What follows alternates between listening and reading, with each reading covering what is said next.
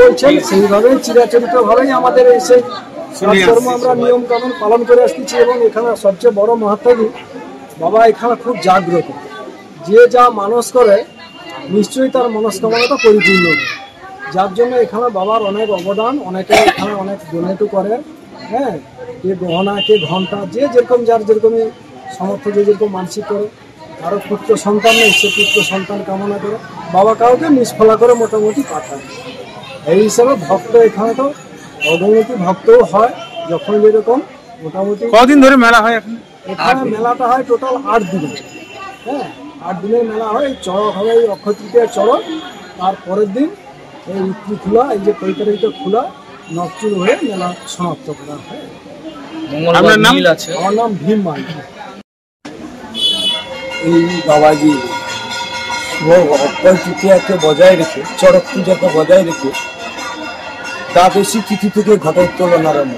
5 ভোগের মারো বলে পূর্বপুরুষরা। 5 ভোগ সমাপ্ত দিন থেকে পরের দিন আমাদের নীলরাত্রি জল ঢালা উৎসব। নীলরাত্রির পরের দিন অক্ষয় তৃতীয়া চড়ক হয়।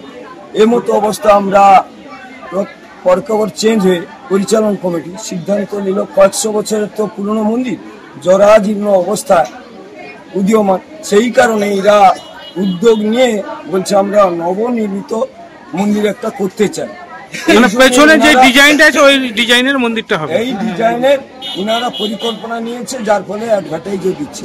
তাই কোনো সুহৃদয় ব্যক্তি যদি মনে করেন তার এই মন্দিরে একটু সহযোগিতার হাত বাড়াবেন, তাদেরকে আমাদের পক্ষ থেকে সাদরে আহ্বান জানাবো এবং গ্রহণ করব। আর বলার মধ্যে আপনি দেখছেন প্রচুর ভক্তের ভিড়।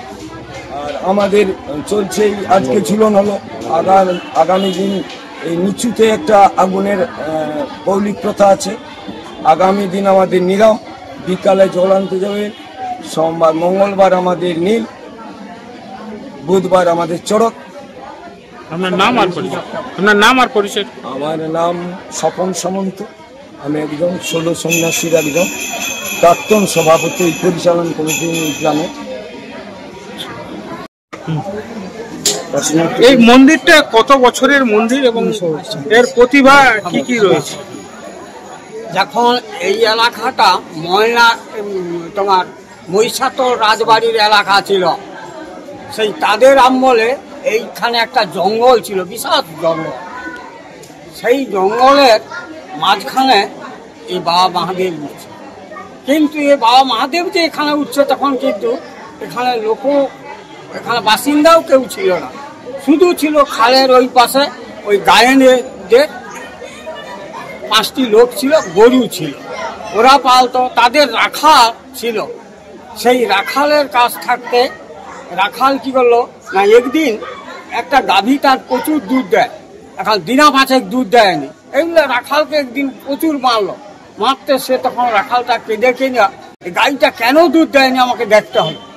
এই বলে 50টারও গরু ছিল, ও কিন্তু আগের দিকে পেয়ে আসতো, আর সেই রাখালটি লক্ষ্য রাখতো ওকে। এই বলে রাখালের ছুটে এসে ও যে তত্তর করে পেয়ে আসে, ছুটে এসে ওই গাড়িটির লেঙে ধরে ফেলতে জঙ্গলের কানপুর কাটার বনে ঢুকে যাচ্ছে। আগের দিকে ফর্সা হয়ে যাচ্ছে, পিছন দিকে আবার সেই জঙ্গল মোটামুটি যেমনকে তেমন জঙ্গল হয়ে যাচ্ছে। দিয়ে মাঝখানে যে দেখলো যে 3 দিকে 3টা ফাটল, গাভীটি সেই তারই উপরে দাঁড় করিয়া যা দাঁড়িয়ে পড়ছে, দুধটার এমনিতে পড়ে যাচ্ছে। পড়ে যেয়ে তারপরে সেইখান থাকতে যখন সেই গাভীটি বেরিয়ে আসবে, ও তখন সেই নাইন ছাড়েনি, নাইন ধরে বেরিয়েছে। ওই গাইনের ওদিককে বললো, ওরা মহিষাতলে রাজবাড়িতে খবর দিল। রাজবাড়িতে খবর দিতে তাম্রধ্বজ রাজা তার নাম ছিল, তাকে খবর দিতে সে এসে বণিক লেসা এই জঙ্গল পরিষ্কার করিয়া যখন ওইখানটা খুললো, হ্যাঁ, পরে আমার ঠাকুর দাদার বাবা গল্প করছিল, তার বাবা বলে গেছে ওইখানটা 10 ফুট খোলার পর দেখলো যে একটি কালো মুড়া পাথর মূর্তি উঠতিছে, তার উপরে চটা বেজে যায়। সেইখান থাকতে আবার চারপাশে গর্ত করে যখন খুললো, এই বাবা মহাদেব কোথায় এখন 2-3 জন আঁকুর করলে পাবেনি, কোথাও হয়তো এইরকম সাইজের হইয়া এমনি ওইখানে আছে। এই বলে সেইখান থাকতে ওরা আগে করা সেই সিমেন্ট আর সিমেন্ট তো ছিল নি, তিন সুরকিতে গেছে ওই এতটা ফাঁক করে তোলা হয়েছে। আর ওই সঙ্গে ওই খালে সেই দিনের গাছ চরক যেটা হয় সেই গাছও ছিল। এই জঙ্গলে ওই যে জরাপাত্র উনি ছিল সেই দিনে, সেইখানে থাকতেই এই রাজবাড়ির যে যেটা ছিল তখন মহিষাতল রাজা ছিল। তারপরে ওই মহিষাতল রাজার কি করলো, আমাদের যখন বিরাট জায়গা হয়ে গেল তখন ওই মহিলা রাজাকে ওই নদী পাশটা পেয়েছে, এইটুকু আমরা জানি। আজও পর্যন্ত ওইখানে জল ঢাললে জল কোথায় যাচ্ছে কেউ বলতে পারে না, কেউ বলতে পারে না। হাজার হাজার কলসি ঢালতেছে, কেউ বলতে পারে না। আবার এইটা একদিন এই বছর 4-5 আগে এখানে জল হয়ে গেল, মন্দিরের ভিতরেও জল, 3 দিন গোটা মেশিন চলেছে, একদিন জল কমে না। আমি এসব বকাবকি করতাম, মেশিন একবারে চালাইনি, চালনা বন্ধ করে দিল। এখানে মাঠে জল আছে, মন্দিরের ভিতরে আর জল মেশিন বন্ধ করে দিল। জানেনি বাবা মহাদেবের কি করুণা বা কি লীলা।